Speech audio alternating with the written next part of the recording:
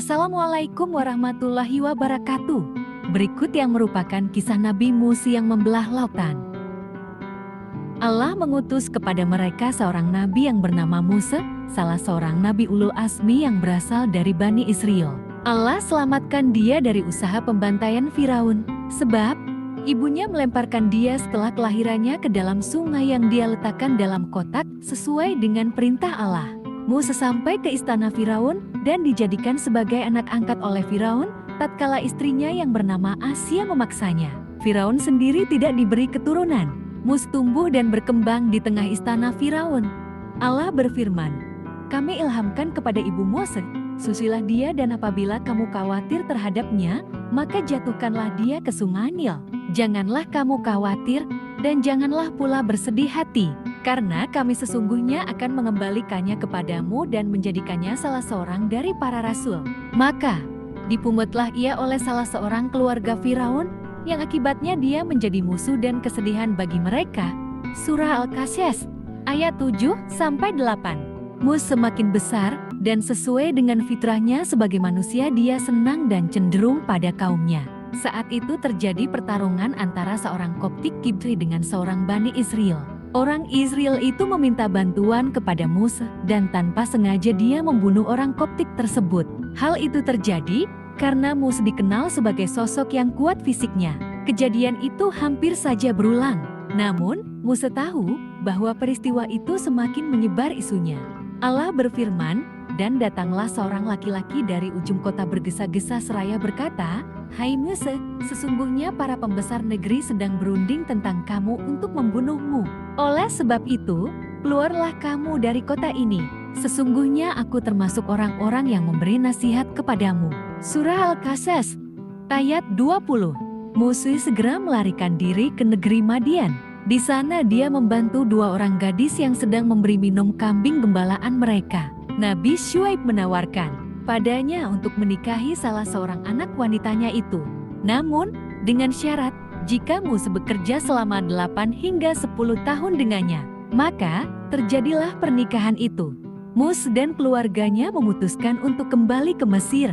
Pada saat berada di Sinai, Allah menurunkan wahyu padanya dan mengangkatnya sebagai rasul yang diutus kepada Firaun dan kaumnya. Harun menjadi pembantu utamanya. Allah memberi dia beberapa mukjizat. Musa menyeru Firaun untuk beriman kepada Allah. Namun, dia mendustakan serta mengingkarinya.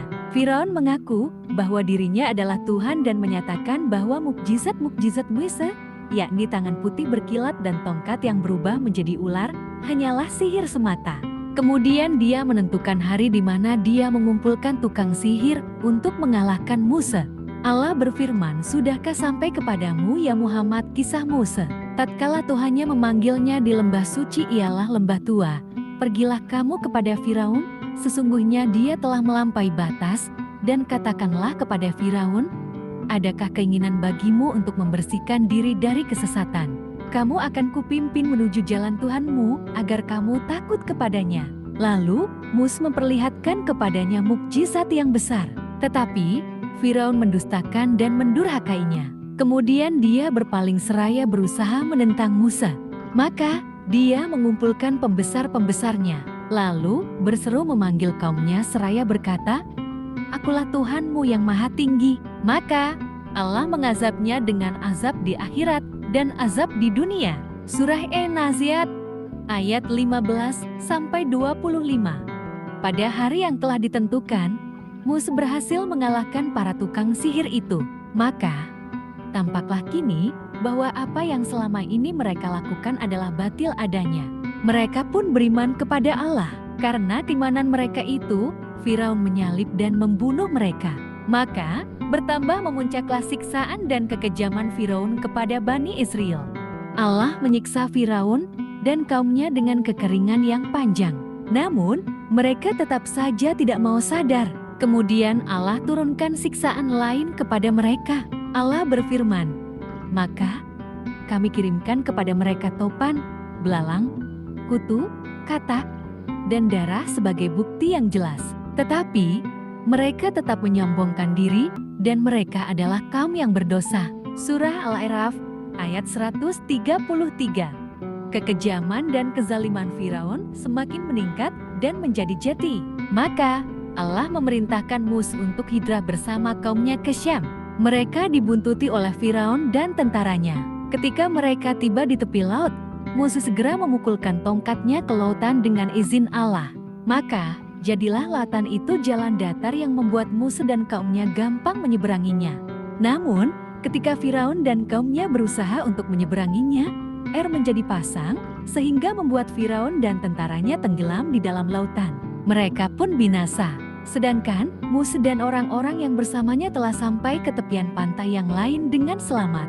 Allah berfirman, "Sesungguhnya telah kami wahyukan kepada Musa, pergilah kamu dengan hamba-hambaku Bani Israel di malam hari, maka buatlah untuk mereka jalan yang kering di laut itu. Kamu tak usah khawatir akan tersusul, dan tidak usah takut akan tenggelam." Maka Firaun dengan bala tentaranya mengejar Musa. Lalu mereka ditutup oleh laut yang menenggelamkan mereka. Firaun telah menyesatkan kaumnya dan tidak memberi petunjuk. Surah Taha ayat 77-79. Setelah itu orang-orang Yahudi meminta kepada Musa untuk menurunkan makanan. Lalu Allah turunkan kepada mereka mena dan salwa. Musa melanjutkan perjalanan bersama mereka hingga sampai ke wilayah pegunungan Sinai. Lalu Musa naik ke gunung itu selama 40 hari. Di sana Allah berbicara dengannya dan menurunkan kitab Taurat, serta wasiat-wasiat yang tertulis dan lempengan-lempengan yang terbuat dari batu. Kemudian Musa kembali pada kaumnya. Namun, ternyata dia dapatkan kaumnya telah menyembah anak sapi yang mereka bikin dari emas. Maka, marahlah Musa dan dia hancurkan berhala berbentuk anak sapi itu. Kemudian Musa memerintahkan kepada mereka agar saling bunuh sebagai siksaan atas perbuatan yang mereka lakukan. Ini Musa lakukan atas perintah Allah. Sebagaimana dia mengabarkan kepada mereka bahwa Allah telah menetapkan bahwa mereka akan berada dalam kesengsaraan dan kehinaan di gurun Sinai selama 40 tahun. Beberapa lama kemudian, Harun meninggal lebih awal dan kemudian disusul Musa pada periode ini. Itulah kisah Nabi Musa yang membelah lautan. Semoga bermanfaat. Terima kasih. Assalamualaikum warahmatullahi wabarakatuh. Jangan lupa subscribe.